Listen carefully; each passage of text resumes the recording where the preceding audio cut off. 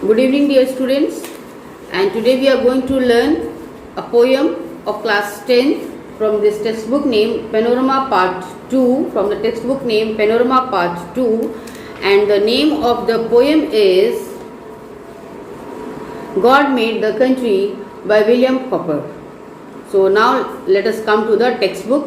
Before going to the poem, let us something know about the poet William Cowper. He is parallel to William Wordsworth. So now let us come to the chapter textbook. So dear students, now I request you all to please open your book and read the line what I am reading. So follow the lines because I am going to explain about the poet William Cowper. The pronunciation is William Cowper, C-O-W-P-E-R. It's Cowper, not Cooper. Cooper is C-O-O-P-E-R, but it is C-O-W-P-E-R. So William Cowper. William Cowper. So William Cowper, his lifespan is 1731 to 1800. William Cowper जो थे इनका life span जो है वो रहा है 1731 से 1800 ईस्वी तक. May be said to be giving in his poem foretaste of the poetry of William Wordsworth. यानी विलियम कॉपर की जो टेस्ट है पोइट्री का वो विलियम वर्ड्सवर्थ से मैच करता है, सिमिलर है. There in his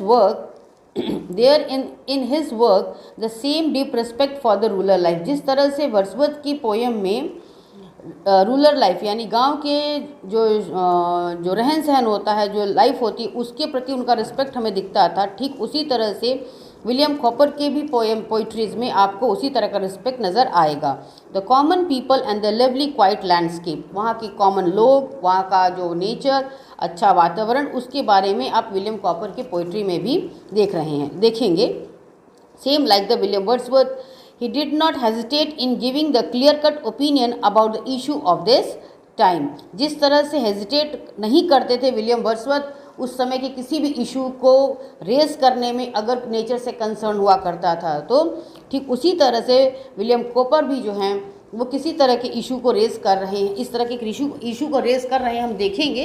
तो same it is the same one and the same thing, चाहे विलियम वर्ड्सवर्थ हो या विलियम कॉपर हो, दोनों की पोइट्री लिखने की जो शैली है वो एक तरह की ही है.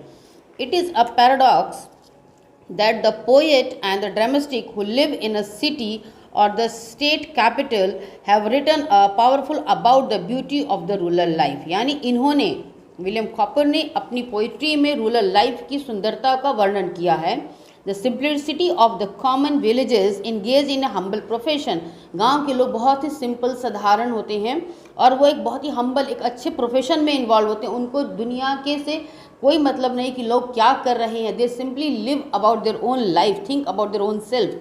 The abundance of the natural life in the flora and fauna, और वो बहुत ही एक अच्छा नेचुरल इन्वायरमेंट को एंजॉय करते हैं. पेड़ पौधे हरियाली सब के बीच में रहते हुए एक स्वस्थ ज़िंदगी को जीते हैं. उन्हें आर्टिफिशियल लग्जरीज की रिक्वायरमेंट नहीं होती है. And the peaceful life they together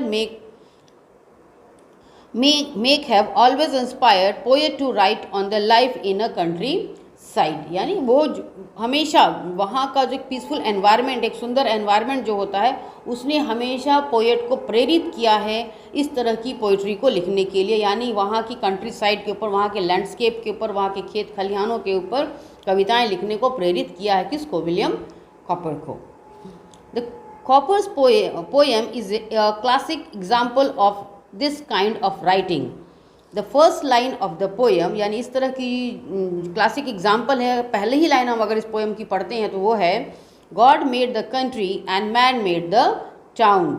ये खुद अपने में बताता है कि he is comparing the country made by the God and the town made by the people who living over there.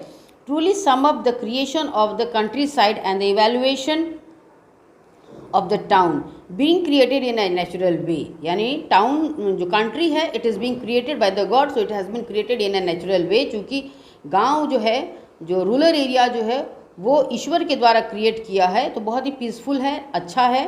Where as जो टाउन है वो रश है, पोल्यूशन बहुत ज़्यादा है वहाँ पे. So villages possess a perfection the town and the cities can never have, यानी जो गांव के जो लोग हैं, जो गांव में रहने वाले जो लोग हैं, उन्हें जो परफेक्शन मिला एक नेचर का, एक वातावरण का, वो शहरी लोगों को कभी भी नहीं मिल सकता। वो ये बार बार इस पोएम में यही कह रहे हैं। Addressing the town डेवलर्स means the one who has created the town. So addressing the town dwellers, the poet throw light on the virtue of the rural life, यानी रूरल लाइफ का जो रियलिटी है उसकी तरफ वो एक प्रकाश डाल रहे हैं कि कितना इंजॉयबल लाइफ है, कितना स्ट्रांग लाइफ है, कितना इम्यूनफुल लाइफ है। यानी वहाँ के लोग जो बहुत ही इम्यूनफुल होते हैं, उन्हें थकान बहुत आसानी से नहीं होती, वो छोटी छोटी मोटी बीमारियों से बहुत जल्दी बीमार नहीं पड़ते हैं।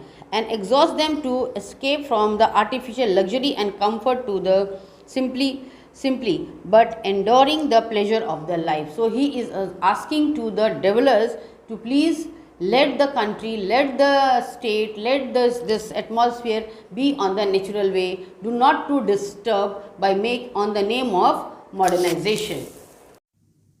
Dear student, I explain you about the author over here. प्रिय छात्रों, मैंने आप लोगों को यहाँ पर कवि के बारे में बताया। अब नेक्स्ट पार्ट जो है वो पोएम का एक्सप्लेनेशन होगा, तो आप लोग सेकंड पार्ट में जुड़े and like share subscribe. Thank you.